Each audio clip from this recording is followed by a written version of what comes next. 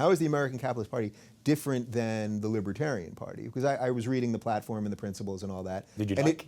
What? Did you like it? I did like it a lot. I mean, it's exactly the stuff that I've been talking about, and without you're not staking out crazy positions. These all seem it seemed based in the reason and logic that I try to apply to things. So I like that. Yeah. But how is that different than the Libertarian Party? Well, speaking of reason and logic, I think libertarianism in the end is about whim worship, sort of the thing that's animating the Trump phenomenon.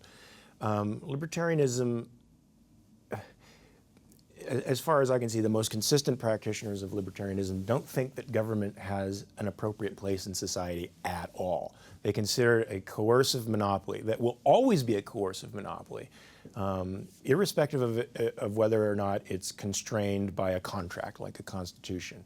And so they just want to eliminate it entirely and put force on the marketplace, the way other goods and services are traded. And the Capitalist Party understands that to be a very bad idea. Right. That force isn't a marketable commodity, and that it needs to be deposited in an organization that is governed by objective laws, and whose sole purpose is to protect the individual from criminals and from the initiation of force, basically. Yeah. So when people give capitalism shit, when they basically are like, it's just not working, and look what's happening in America, or at all the Bernie rallies, and he talks about the 1%, and even though it's really the 0.1%, I think that he's really talking about, because they talk about the 1%, it sounds like if you make around 400 grand, you're in the 1%. At 400 grand, you're not pulling the strings of politicians, you're living a nice life, sure. But so the real problem that people are having with capitalism now, I think, is the crony capitalism that we have, right? Just the way that bad actors have used the capitalist system. Do you think that's fair to say? Well, I mean, yeah, and I wouldn't call it crony capitalism. I think cronyism is a form of statism. It's fascism, and linking it with capitalism sort of puts capitalism in a spectrum that it doesn't deserve to be put in. I mean, what we have now and have had for over a century is a mixed economy where there is elements of freedom and elements of controls. And the elements of freedom, of course, lead to the prosperity that we like, and the elements of control dislocate the market from the measuring tools that it needs in order to, give us what we want. It dislocates the market from the prices and from the profit and from the things that enable the resources and capital to be allocated properly, and causes these kinds of massive economic problems that we've had over the last century or so since the coming of the Federal Reserve. So I don't like linking businessmen who have political pull with free market people who produce a value that other people want. Right, so you see that more as a political problem than a problem of capitalism itself. Right. But that shows you how this stuff is all so intertwined, right? Because if you make a lot of money, then you have access to politicians who can then change laws to then help you rig the system. Yep. So we're in like a real a real mess here, right? So how do we, at this point, understanding that, I mean, how do we unpin some of that without burning the system down? Because that's what to me right now, it seems to me that the Bernie people and the Trump people, that they have one thing in common, which is let's burn down the system. And I would say the system, as screwy as it is and unfair as it is, and it needs to get better, but burning it down, I don't think is the way to go. Well, I think eventually that is the solution. I think there is no compromise between statism and liberty. It's one or the other. And you see over the last 120 some odd years how the one is slowly taking over the other because of the fact that the political right, who's supposed to stand for the free market, hasn't. Because they can't, because they've been compromising the entire time with statism. So in the end, the system does have to go in favor of either one that protects individual rights or one that fully endorses the state's rights to to direct the life of the individual. So, I think it has to be dismantled not in one fell swoop. There's too much dependence on it. Right, right. Well, that's what I mean. That when you just, they like the idea of burning it down, but I just think when you come out on the other side, we don't know what will happen. So you think there's a way of sort of incrementally getting rid of some of this stuff, some of this regulation? And it incrementally came upon us. I think that's the way you have to ease our way out of it. But I think it's up to the intelligentsia and the artistic community to embrace a different value set in order to make this palatable to the American people. I mean, if you continue thinking that altruism is the appropriate moral code, then statism is simply going to be the political extension of that. And if you believe that you have a right to your own life and that the pursuit of your happiness is a moral good, then you know, a different system is what you would be for, and that's going to take some time to saturate the culture right. with that notion. Yeah, we got a lot of work in front of us. We do. I guess is the answer. So you believe that those moral concepts, that those really come from man, right? There isn't a. This has nothing to do with religion or with. I don't know what your personal feelings on religion are. I'm an atheist. But okay, you're an atheist. So so that's also interesting because I've talked, I talk a lot about the political side and I talk a lot about atheism. There's some connection there. What is that connection? I mean, I didn't know if you were going to tell me you're Christian or you're a believer or whatever. I think it would be irrelevant. I think it's been a disastrous thing that capitalism has been linked with Judeo-Christian values, and capitalism has been linked, and the concept of rights have been linked to an unprovable and knowable God. I mean, to me, the concept of right is just means a freedom of action, and it's observable. You can see in reality why a human being needs to be free from force. Right? You can't think with a gun pointed to your head, and you can't act in your own interests or pursue values or create values with a gun pointed to your head. Mm-hmm. So the concept, look, rights wouldn't matter if you were on a desert island. Property wouldn't matter if you were on a desert island by yourself. It's a social moral concept, and it comes from our nature. It's founded in and it comes from our nature as rational beings. And I think linking it to God makes it unjustifiable. Yeah. In the eyes of any rational human being out there. Right, and that's where they've also used government. They've been able to link it to God and then made government bigger. So if you're on the right, like I give so much crap to my friends on the left who are controlling language, doing all the things that you just laid out, right? So I'm trying to bring the left back a little center, I think. But it's the people on the right who've used God in this equation that have expanded government because, as we said before, they are the ones that want to control who you marry and what you smoke and all that. And that is the reverse of everything else they're supposed to believe in. Agreed. But the left does the same thing. I remember reading a quote from Theodore Roosevelt, who started this disaster of progressivism, that he cared about people, not property.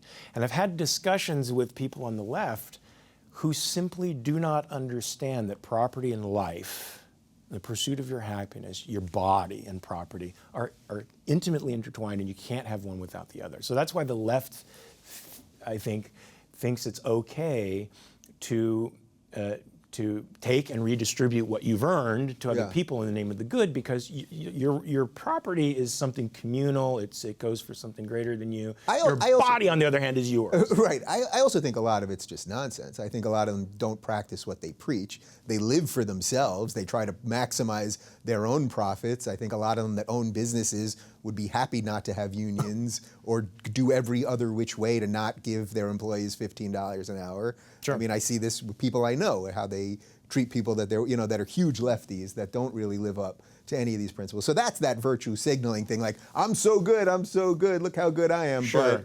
But it's really unlivable. It's not really a moral premise that can sustain itself or sustain life. And I don't think it's an appropriate moral code to have a standard of value that's outside your ability to achieve and to define the good in such a way that it's impossible to achieve it, or impossible to have a good life while achieving it, or impossible to have any life while achieving it. Right. So how do we get the younger people on board this? Because that's the part we've touched on it slightly. I mean, the college stuff right now we know is completely out of control every day. You know what I mean? We see protests. You can protest, but if you're silencing people, now we have a free speech problem. And I keep saying, I'm not that concerned at the moment that the government is coming for my free speech, but I am concerned that our social contract of letting each other speak, that's being shredded right now. So what do we do in terms of getting some young people on board this? Well, I think these ideas have to start entering the culture, you know, and have to start finding some acceptance in the universities themselves, and that's going to take a couple of generations, I think. Yeah.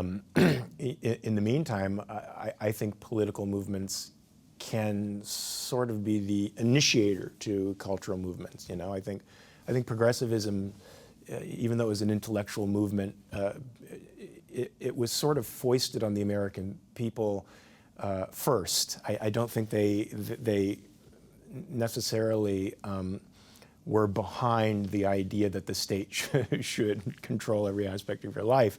You know, in the early 1900s, sort of at the height of the capitalist movement, and so for me, progressivism came as a political movement that sort of saturated the culture, and I'm hoping that bringing these capitalist ideas to the fore and presenting them in a way that any rational human being could look at them and say, what problem do I have with this? This makes complete sense, is a way of initiating some cultural change. Right. Well. So that really, though, is the real damage that these trigger warnings and safe spaces and all that does, right? That these kids are just simply, they won't even get to hear what you've just laid out or what some other person might lay it out because they could be offended by it, or it somehow seems racist because you're not putting everyone on this chart of oppression Olympics.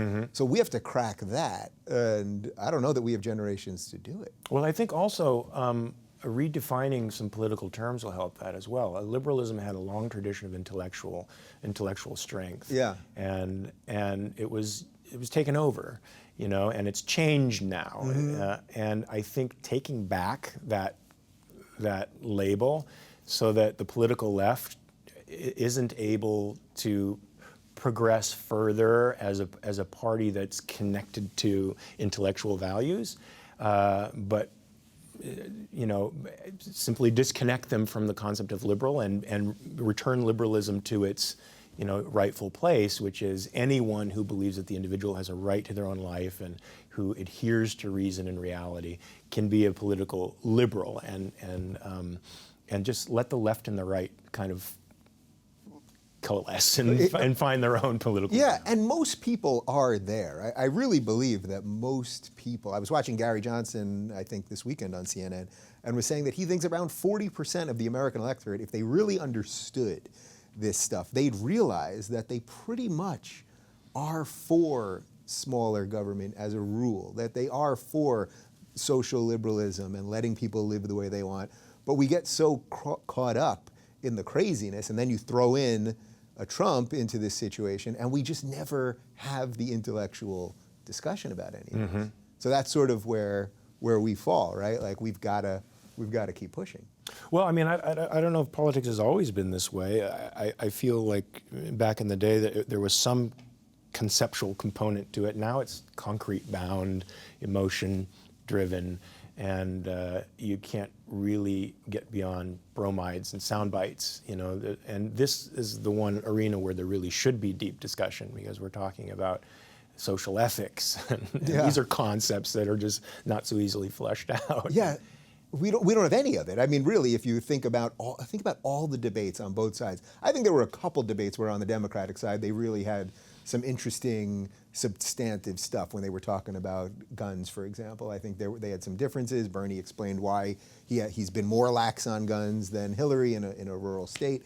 But pretty much these debates and almost everything we see in the media is anti-intellectual, right? Yeah, I mean, for sure. When you turn on cable news, do you ever feel smarter after that? I mean, at this point I really only watch when I'm doing cardio, and I just put it on and I take my earbuds in and out because I can't even watch for that long. But I always feel dumber. I always feel I haven't learned anything. And so a lot of this is just media stuff too. Yeah, and that's visual media too, and visual media is more superficial, and it goes for the bells and whistles and you know, the headline grabbers and the thing that'll immediately emotionally draw you in as opposed to the more substantive conceptual stuff that I think you and I want to see Right. when we're watching. So part of this is just the nature of how we get news, right? We're so used to Twitter, we're so used to Vine and Snapchat. Everything is so short that to get people, if we were to have a real debate, you know, every time there's a debate, I say, these aren't debates. A debate is where you challenge someone's ideas directly. These are precision questions that most likely they've been tipped off to beforehand. And that's really infuriating to watch. Sure. Right? Yeah, everybody's canned. Everybody has their rehearsed responses. Nobody's speaking off the cuff, or at least off the cuff intelligently, you know. Right. And so we have this sort of canned universe that we're watching unfold before our eyes. Where do you think capitalism's working better than it's working right here? Is there a country that you look at and you go, or a system somewhere, or even a microcosm of it in America somewhere, that you go, this is how it's supposed to work? And that's what we can use as a little bit of a path to get there. Well, ironically, I don't think there's any country on the face of the earth that embraces capitalism fully. But even more ironically, the countries that Bernie Sanders talks about are more free than America. They have more capitalist elements to them than America. And you know, they certainly confiscate more of their citizens' wealth and redistribute it, but there are a lot of ways in which you can say that those countries are not socialist paradises, but a mixed economy with more elements of freedom than even the United States. Wait, so what's the freer part? So when he's talking about some, I think, really more like the Scandinavian countries, I guess, where they have incredibly high tax. Incredibly high tax, but easier to start businesses, you know, and much less certification and licensure, stuff like that makes, you know, capitalism rather difficult here, or the government creates obstacles here to making new businesses, are not present there. And so it's not really an accurate thing for him to point that out, to those countries as socialist meccas, since they're just embracing free markets. And a couple of them, like Sweden, you know, had a free market revolution in the 19th century that carried on into the 1960s when the socialists took over. So capitalism is such a powerful thing that it can be dead for decades and decades and decades in a country, and even ideologically dead, and yet still the productivity that was generated from that explosion of free markets creates wealth still, even though it's sort of an intellectual dead letter over there. Right. So where does the pure capitalist, or where does the American Capitalist Party, where would you guys fall out on taxes? Because I guess ultimately, because I do believe in equality, because I believe in real equality, I'm pretty much for a flat tax. But I would also say that you could have some level of progressive tax that would make sense. So that if somebody, I'm not talking about if you make $1 million, you should be taxed more necessarily, but at some level, maybe over 20 million, we can figure out little percentages, you know, I think there's some fairness in there, and I know that probably a lot of libertarians would say, no, that's not fair at all. But I could do some of that. Do you follow that line of thinking at all? What's your general feeling on taxes? Well, first of all, I think that the graduated tax is not really just, for the most part, a person who is earning that kind of money has also created exponentially more wealth than they're actually taking home. So, but a lot of people say they're just hiding that money. They're hiding it. But you would argue that they buy in a big house and they have to have a gardener and a... Well, I would say that if Bill Gates takes home $50 billion, he's created $1 trillion, $2 trillion of wealth. So the fairness of taxing him, you know, more because he has $50 billion sort of loses its moral luster when you consider that he's created exponentially more wealth that benefits everybody, to be honest with you. As you can tell, I wasn't totally sold on what I was saying. I think there's an argument to be had there, and I haven't quite... Well, I think people forget that a person has that kind of wealth because they've created exponentially more wealth. So they forget that. They have a misperception that, you know, oh, these people are just sitting there. They're shuffling papers around, or they're making transactions that are really not benefiting anybody. So it's just money accumulating on money, and nobody benefits from that, which is sort of impossible, I think, in the way the economy works today. Even if you just set your money in a savings account somewhere, I mean, it's going to be benefiting other people. in innumerable ways. But as far as taxation goes, I support a flat tax as a sort of intermediary stage to what I think is ideal, and what I think is ideal is a completely voluntary tax system where you pay a very, very, very small amount of your income to support the legitimate functions of government.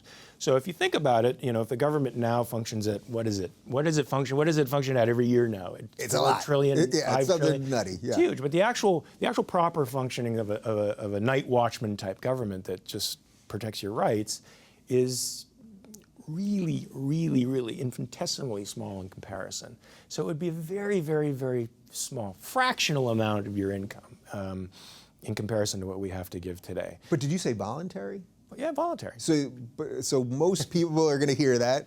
What is he talking about? Who's going to volunteer to give the government money? Well, if you're actually, right now we have an adversarial system where people sense the injustice of having the fruits of your labor stolen from you and your values subverted and your dreams subverted for the sake of other people. Even if they don't want to admit it, they sense that that's sort of an unjust thing. But if you're paying the police and the courts and the army to protect you from bad guys, it's something that I think most people can wrap their heads around.